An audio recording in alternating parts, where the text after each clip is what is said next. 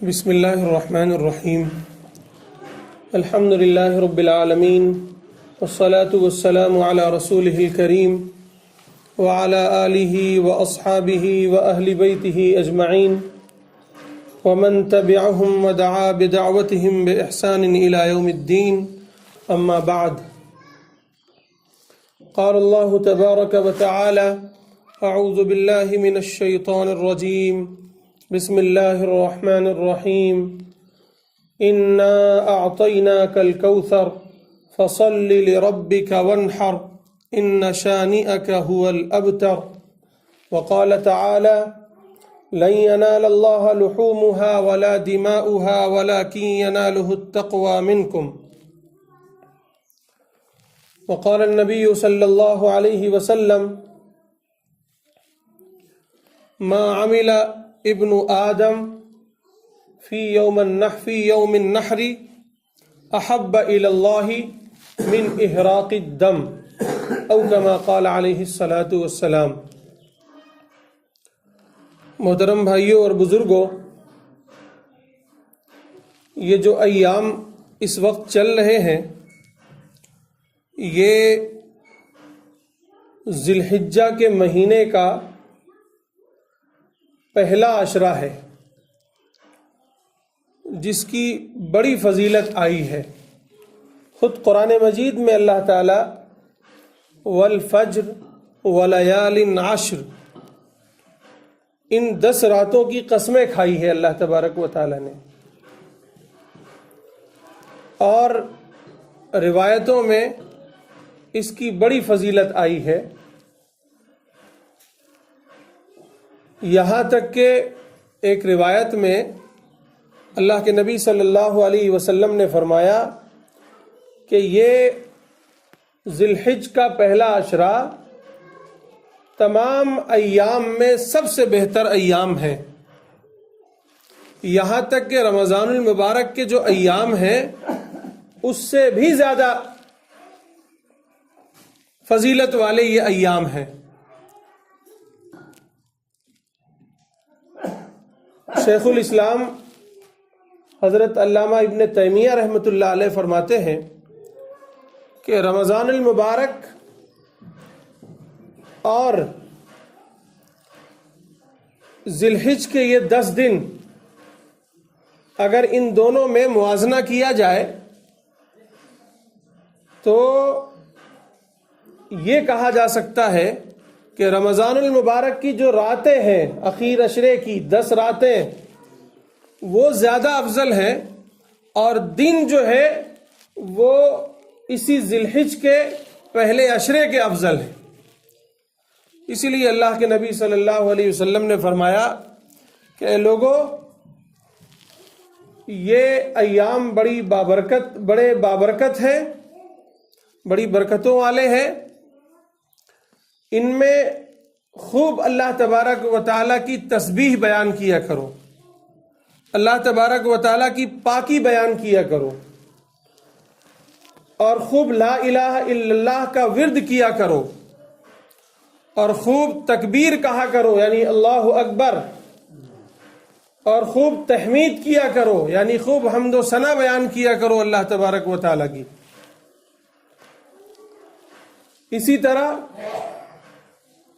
یہ جو 10 دن ہے ذی الحج کے، اس میں عید الاضحیٰ کا دن بھی آئے گا، اور پھر عید الاضحیٰ کے بعد 2 دن اور ہوں گے جنہیں قربانی کے ایام کہے جاتے ہیں۔ اس میں قربانی کرنا ہر صاحب نصاب پر واجب ہے۔ اسی طرح یوم عرفہ کا دن آئے گا جس دن تمام حجاج اکرام میدان عرفات میں وقوف کریں گے، جس کو وقوف عرفہ کہا جاتا ہے۔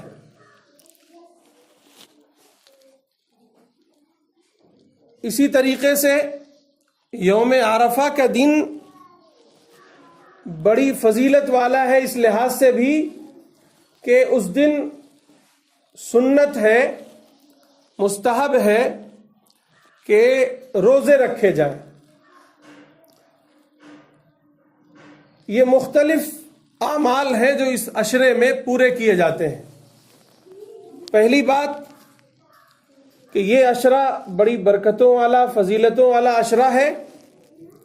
اس میں ہر مسلمان کو گناہوں سے بچنا چاہیے، گناہوں سے اجتناب کرنا چاہیے، اور خوب اللہ تبارک و تعالیٰ کی عبادت کرنی چاہیے، اللہ کو راضی کرنے کی کوشش کرنی چاہیے، خوب استغفار پڑھنا چاہیے، اور ساتھ ہی ساتھ اس میں خوب تحلیل یعنی لا الہ الا اللہ کا ورد رکھنا چاہیے، خوب تکبیر کہنا چاہیے یعنی اللہ اکبر، اسی طرح تسبیح و تحمید کہنا چاہیے کہ یعنی خوب اللہ تبارک و تعالیٰ کی پاکی بیان کی جائے، سبحان اللہ اور الحمدللہ کہہ کر اللہ کی حمد و ثنا بیان کی جائے۔ اور یوم عرفہ کے دن 9 ذی الحجہ کو، جس دن حجاج اکرام میدان عرفات میں قیام کرتے ہیں، اس دن تمام مسلمانوں پر واجب تو نہیں ہے، لیکن بڑی فضیلت کی بات یہ ہے کہ اس دن روزہ رکھنا چاہیے۔ اللہ کے نبی صلی اللہ علیہ وسلم نے فرمایا یوم عرفہ کا روزہ 2 سال کے گناہوں کا کفارہ ہے۔ 2 سال کے، 1 سال جو گزر گیا اور دوسرا سال جو آگے آنے والا ہے۔ ابھی یوم عرفہ منگل کے دن ہے یعنی 21 کو، عید سے 1 دن قبل 9 ذی الحجہ کو یوم عرفہ کا دن ہے۔ جو اس دن روزہ رکھے گا اللہ کو راضی کرنے کے لیے، اللہ کو خوش کرنے کے لیے، اللہ کی محبت میں، اس کے 2 سال کے گناہ معاف ہوں گے۔ ایک تو پیچھے 1 سال جو گزر چکا، اور 1 سال اگلا جو بھی گناہ کرے گا وہ انسان، صغیرہ گناہ، چھوٹے گناہ، وہ اس کے معاف کر دیے جائیں گے۔ وہ روزہ اس کے گناہوں کا کفارہ بن جائے گا۔ تو اس لیے یوم عرفہ کے دن 9 ذی الحجہ کو روزہ رکھنا بھی بڑی فضیلت کا عمل ہے۔ اور پھر یوم عرفہ کی ہی عصر سے ایک عمل اور شروع ہوگا جس کو تکبیر تشریق کہا جاتا ہے۔ 5 ایام ہیں، 5 دن ہیں جس میں تکبیر تشریق بولی جاتی ہے، یعنی ہر نماز کے بعد سلام پھیرتے ہی، چاہے وہ جماعت کے ساتھ لوگ نماز پڑھ رہے ہوں یا انفرادی طور پر نماز پڑھ رہے ہوں، مسجد میں پڑھ رہے ہوں یا گھر پہ پڑھ رہے ہوں، مرد ہو یا عورت ہو، کوئی بھی ہو، اس کے لیے واجب ہے کہ وہ ہر نماز کے بعد سلام پھیرتے ہی تکبیر تشریق کہے۔ اور تکبیر تشریق کیا ہے؟ اللہ اکبر، اللہ اکبر، لا الہ الا اللہ، اللہ اکبر، اللہ اکبر، وللہ الحمد۔ جیسے ہی امام سلام پھیرے، سب کو ہلکی آواز میں یہ تکبیر کہنا ہے۔ یہ کب سے کہنا ہے؟ یوم عرفہ کی عصر سے نہیں، یوم عرفہ کی فجر سے۔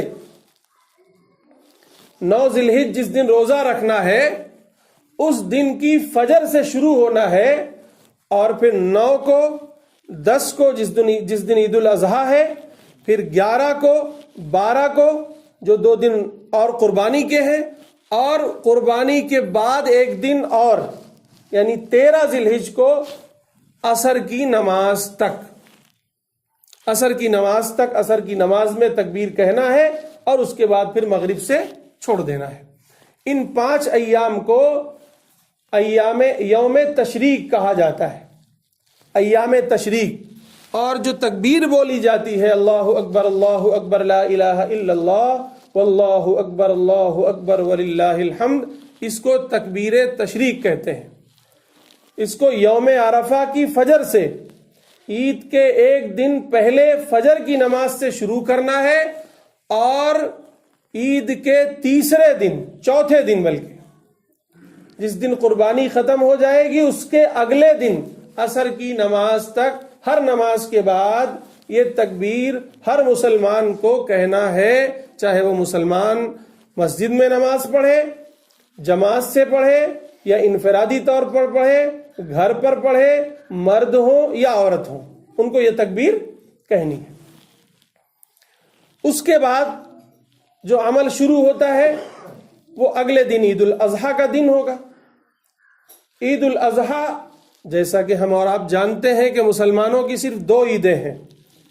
یہ 2 عیدیں ہیں یا پھر جمعے کا دن عید کا دن ہے۔ ہر جمعہ گویا ہر ہفتے ایک عید کا دن ہے، یا پھر یہ 2 عیدیں ہیں، عید الفطر اور یا عید الاضحیٰ۔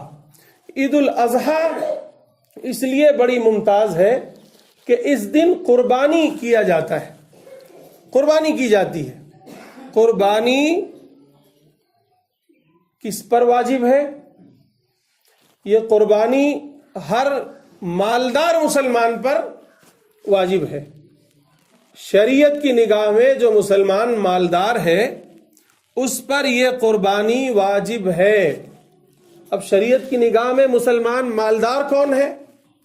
شریعت کی نگاہ میں مسلمان مالدار وہ ہے جو عید الفطر کے دن صدقہ فطر ادا کرتا ہے۔ اب آپ سوال کریں گے کہ کس پر صدقہ فطر واجب ہے؟ آپ نے ابھی صدقہ فطر ادا کیا ہوگا، آپ کو معلوم ہے، لیکن پھر بھی میں وضاحت کرتا ہوں۔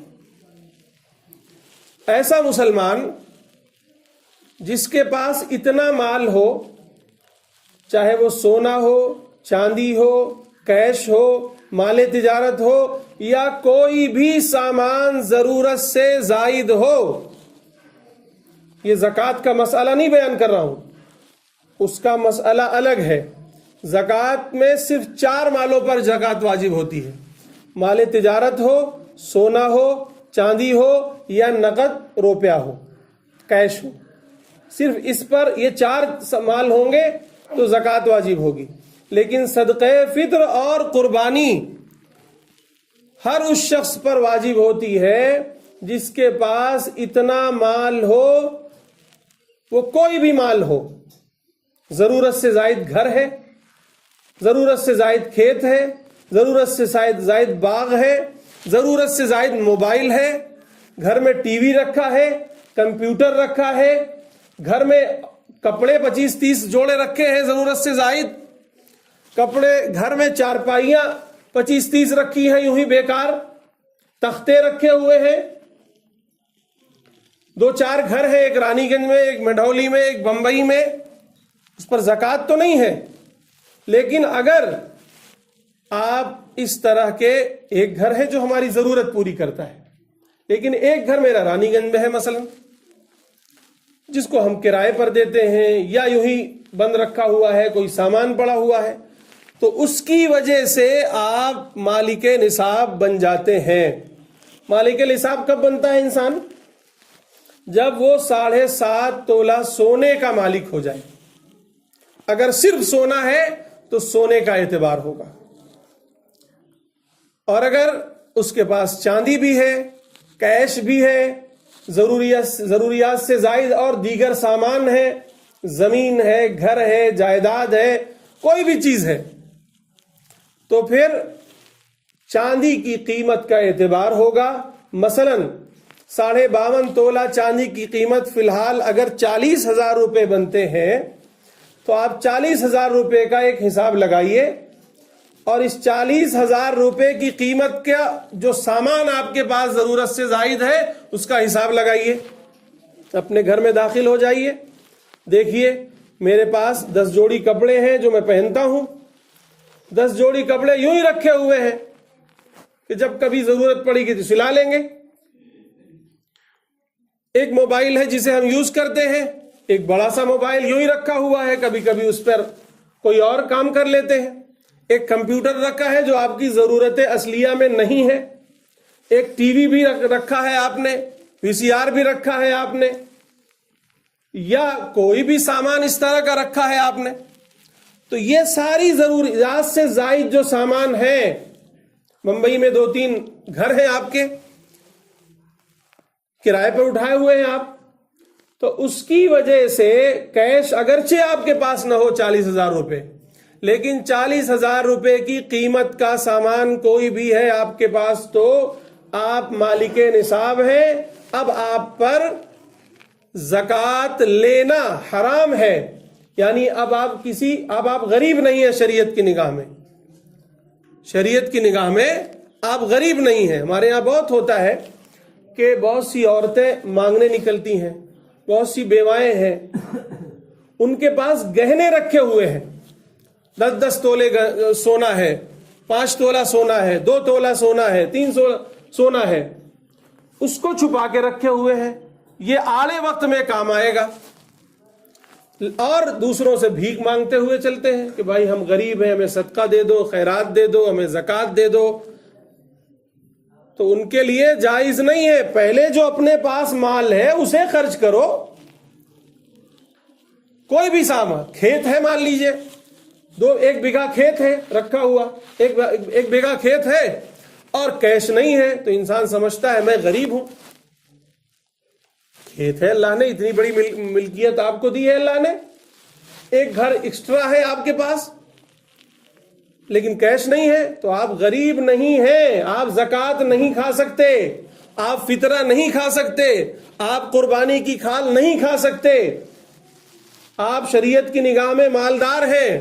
عید کی صبح، عید الفطر کے دن آپ کو صدقہ فطر ادا کرنا واجب ہے، اسی طریقے سے قربانی کے دن قربانی کرنا واجب ہے۔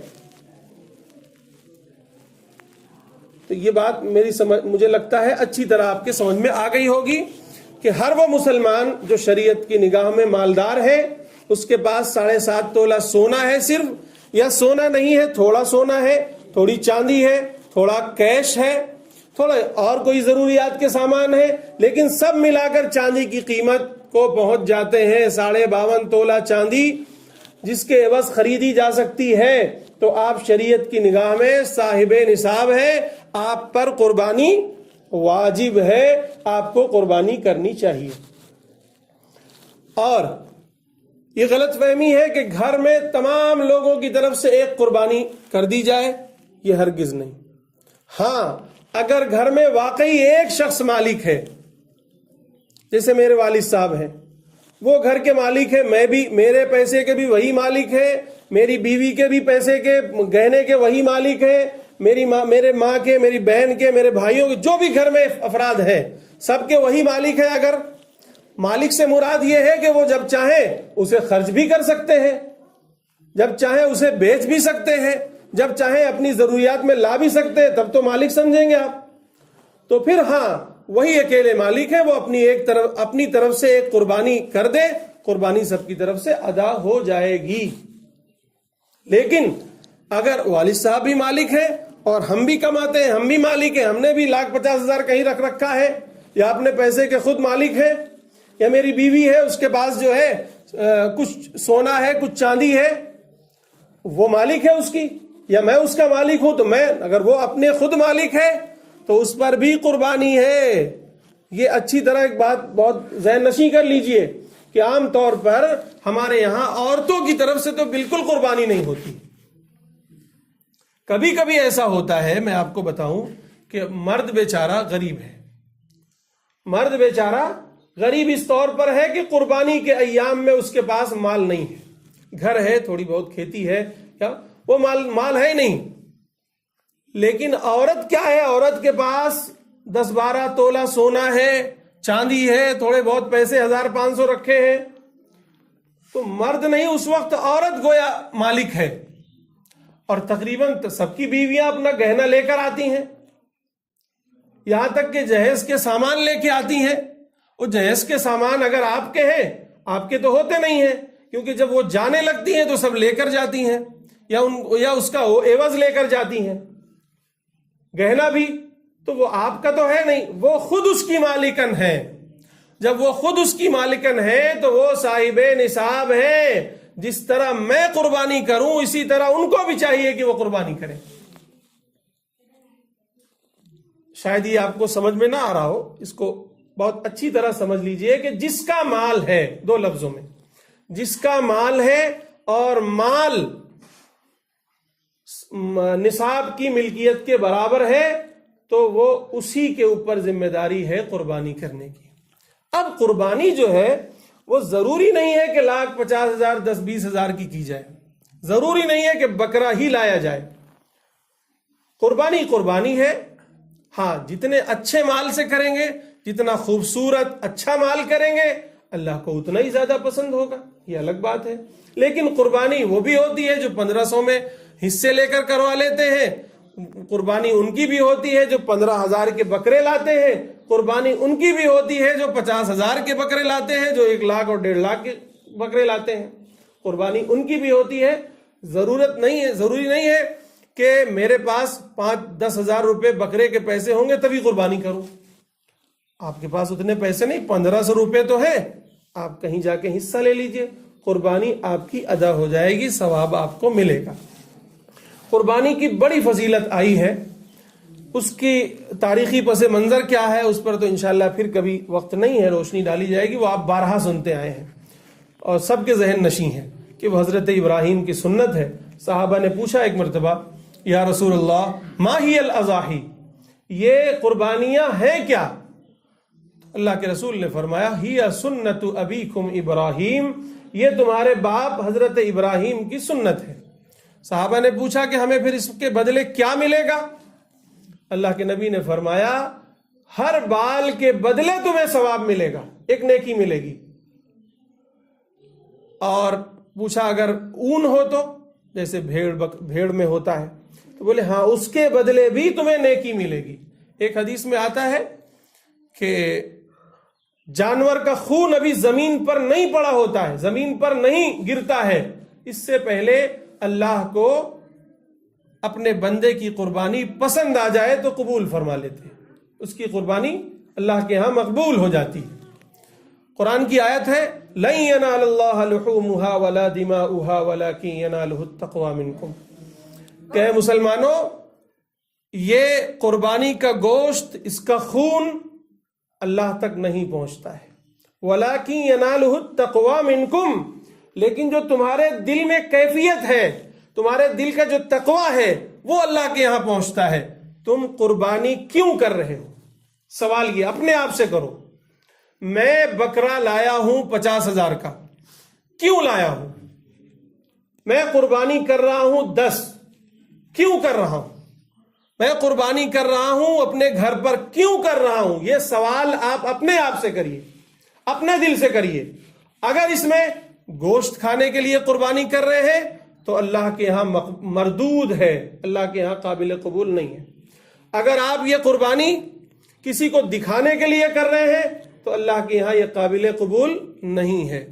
اللہ کے ہاں قابل قبول وہ قربانی ہے جو خالص اللہ کی محبت میں اللہ کے لیے قربانی کی جائے، اللہ کو راضی کرنے کے لیے قربانی کی جائے، وہی اللہ کو قربانی محبوب ہے، وہی اللہ کے ہاں مقبول ہے۔ اس کے علاوہ تمام قربانیاں اللہ کے ہاں قابل قبول نہیں ہیں۔ اس لیے مختصر طور پر ہمیں چاہیے کہ ہم قربانی کریں۔ میں اپنی بات کو سمیٹ لوں، مختصر طور پر میں نے آج آپ کو کیا باتیں بتائی ہیں۔ یہ جو عشرہ چل رہا ہے یہ مہینہ ذی الحجہ کا مہینہ ہے۔ افسوس یہ ہے کہ ہم مسلمانوں کو اپنے اسلامی مہینے بھی نہیں یاد رہتے۔ خیر، یہ اسلامی مہینوں کے قمری مہینوں کا آخری مہینہ ہے جس کو ذی الحج کا مہینہ کہا جاتا ہے، ذی الحجہ۔ اس کا یہ پہلا عشرہ ہے۔ اس پہلے عشرے کی 9 تاریخ کو حج ہوتا ہے، اس کو یوم عرفہ کہا جاتا ہے، اور 10، 11، 12 کو قربانی ہوتی ہے، 10 کو عید الاضحیٰ ہوتی ہے، اور وہی قربانی ہوتی ہے۔ تو یہ جو ایام ہیں یہ رمضان المبارک سے زیادہ مبارک ہیں، رمضان المبارک سے زیادہ اس کی فضیلت آئی ہے۔ اس میں اللہ کے رسول نے فرمایا ہے کہ خوب تکبیر پڑھا کرو، خوب اللہ اکبر کہا کرو، خوب سبحان اللہ کہا کرو، خوب لا الہ الا اللہ کہا کرو، خوب الحمدللہ کہا کرو، گناہوں سے بچا کرو، اللہ کی خوب عبادت کیا کرو، اللہ کو خوب راضی کیا کرو، اور یوم عرفہ کے دن روزہ رکھا کرو۔ وہ روزہ 2 سال کے گناہوں کا کفارہ ہے، 1 سال پہلے والا اور 1 سال بعد والا۔ اور یوم عرفہ کی فجر سے تکبیر تشریق شروع ہوتی ہے، 5 دن تکبیر تشریق پڑھنی ہے. اس پر تفصیل سے روشنی ڈال چکا ہوں، جو لوگ بعد میں آئے ہیں وہ سمجھ لیں گے بعد میں. تکبیر تشریق، اللہ اکبر لا الہ الا اللہ اللہ اکبر وللہ الحمد، اس کو تکبیر تشریق کہتے ہیں. یوم عرفہ یعنی عید کے ایک دن پہلے 9 ذی الحجہ کے فجر سے یہ تکبیر شروع ہوگی اور 13 ذی الحجہ کے عصر تک چلے گی. 5 دن. ہر نماز کے بعد مسلمان مرد عورت جماعت کے ساتھ یا انفرادی طور پر کسی صورت میں نماز پڑھ رہے ہوں، سلام پھیرنے کے بعد فوراً ان کو اللہ اکبر لا الہ الا اللہ اکبر کہنا ہے. اور 5واں عمل یہ ہے کہ 10 ذی الحجہ کو عید الاضحیٰ کی نماز پڑھنی ہے، اور عید الاضحیٰ کی نماز کے بعد ہم سب کو جو صاحب نصاب ہے وہ قربانی کریں. قربانی کا جو گوشت ہے وہ خود کھا لے، پورا کھا لے، کوئی دقت نہیں، کوئی پریشانی نہیں اللہ کے ہاں. اس کو بیچنا گناہ ہے. اس کو بنوائی جو دی جاتی ہے اس کے عوض میں پتہ چلا کہتے ہیں موڑ گوڑ دے دو، ہم بنوا لیں گے، ہم بنا دیں گے آپ کو، یہ ہرگز جائز نہیں ہے. نہ چمڑا دے سکتے ہیں. چمڑا خالص غریبوں کا حق ہے، خالص غریبوں کا، مسکینوں کا حق ہے، ان کو دیں. گوشت خود کھا لے، کسی رشتہ دار کو دے دے، پڑوسی کو دے دے، چلے گا. گوشت غیر مسلمین کو بھی دیا جا سکتا ہے، چمڑا نہیں دیا جا سکتا، اس کو سمجھ لیجئے گا. چمڑا وہ غیر مسلم کو نہیں دیا جا سکتا، لیکن گوشت بہت خوشی سے دیا جا سکتا ہے. بلکہ اگر آپ کے پڑوس میں غیر مسلم ہو تو ان کو آپ کو جس طرح مسلمانوں کو آپ سنی پہنچاتے ہیں ان کو بھی پہنچایا کیجئے، ان کو بھی خوش رکھیے. اور وہ جو ہوتا ہے کہ 3 حصے کیے جائیں، بالکل علماء نے لکھا ہے کہ اگر 3 حصے کر لیے جائیں تو بہتر ہے. ایک حصہ رشتہ داروں کا، ان میں تقسیم کر دیں. ایک حصہ جو ہے غریبوں کا، ان میں تقسیم کر دیں. ایک حصہ آپ خود کھا لیں. لیکن نیت قربانی کا اللہ کی رضا ہو، گوشت کھانے کی نیت نہ ہو. چمڑا جو ہے وہ کسی غریب کو دے دیں. آپ اپنے استعمال میں لا سکتے ہیں، مثلا اسی بیچ نہیں سکتے، اسی چمڑے کا آپ جوتا بنوا لیں، بیگ بنوا لیں، کچھ بنوانا چاہے تو بنوا سکتے ہیں. لیکن اس کو بیچ کر اب اس کی رقم جو ہے کسی غریب کو دی جائے گی. اس کو کسی غریب کو دے دیجئے، کسی مسکین کو دے دیجئے. تو یہ مختصر طور پر اس پورے عشرے کی میں نے فضیلت آپ کے سامنے بیان کی. اور اس میں جو